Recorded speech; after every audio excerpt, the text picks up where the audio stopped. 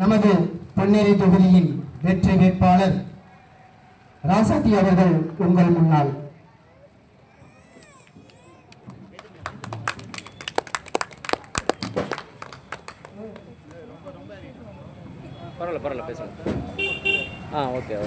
அனைத்து தாய் தமிழ் சொந்தங்கள் அனைவருக்கும் என்னுடைய மாலை வணக்கம்.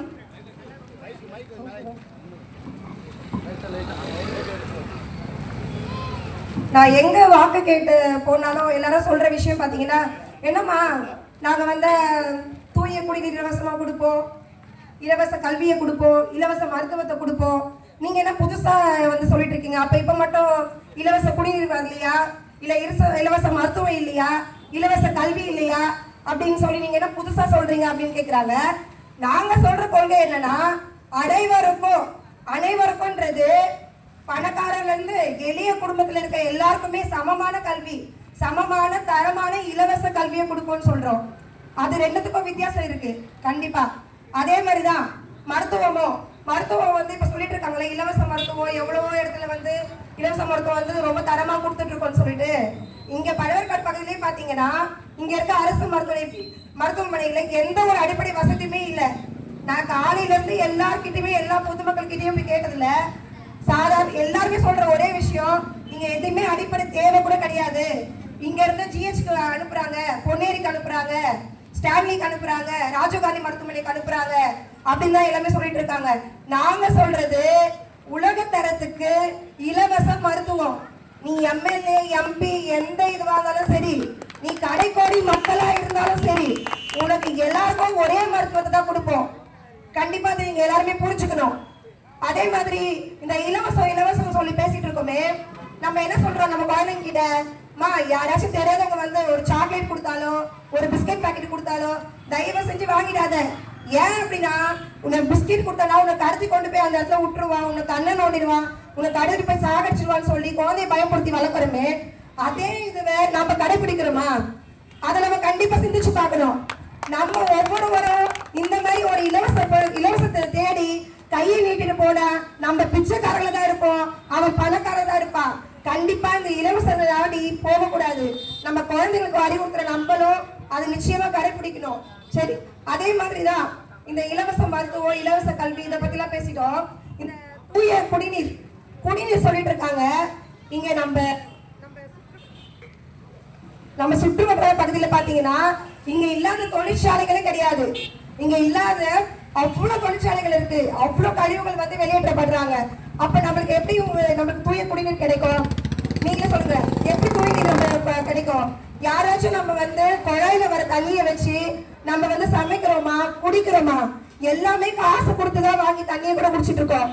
இந்த மாதிரி ஒரு அவலநிலையில தான் நம்ம தள்ளப்பட்டிருக்கோம். கண்டிப்பா ஒவ்வொருத்தரும் யோசிச்சு பார்க்கணும்.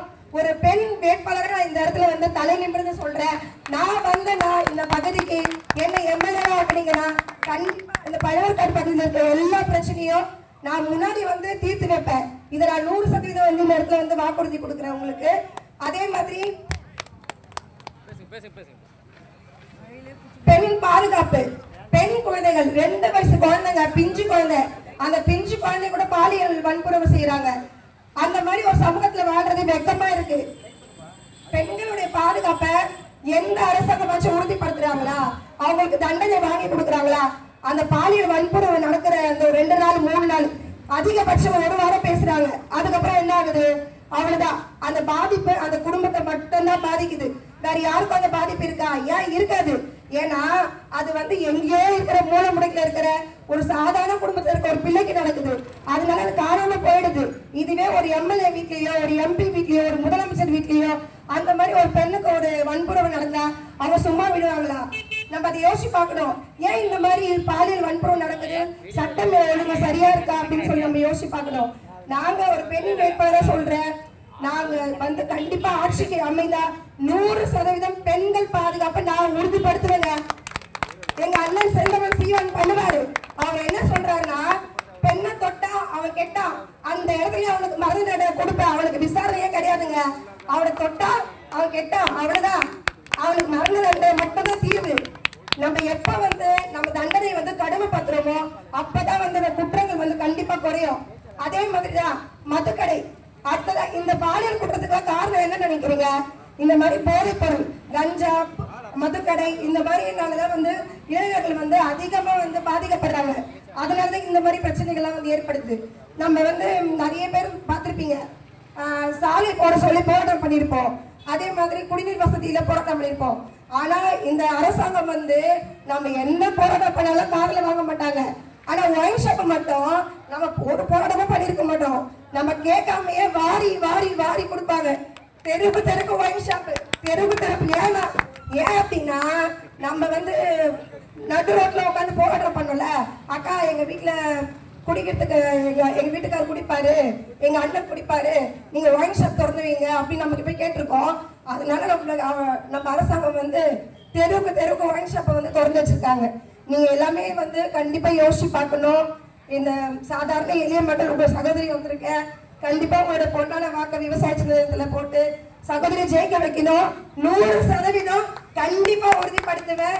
மீனவர்களுக்கு முகத்துவாரம் கண்டிப்பா அமைத்து கொடுப்பேன். இந்த பழக்காட்டுல பேருந்துலையும் மிக பிரம்மாண்டமா கோயம்பேடு தோக்குற அளவுக்கு மிக பிரம்மாண்டமா பேருந்துலையும் அமைத்து கொடுப்பேன். கண்டிப்பா நம்பி சகோதரிக்கு வாய்ப்பு கொடுங்க. நன்றி, வணக்கம். நாம் தமிழர், நாம் தமிழர்.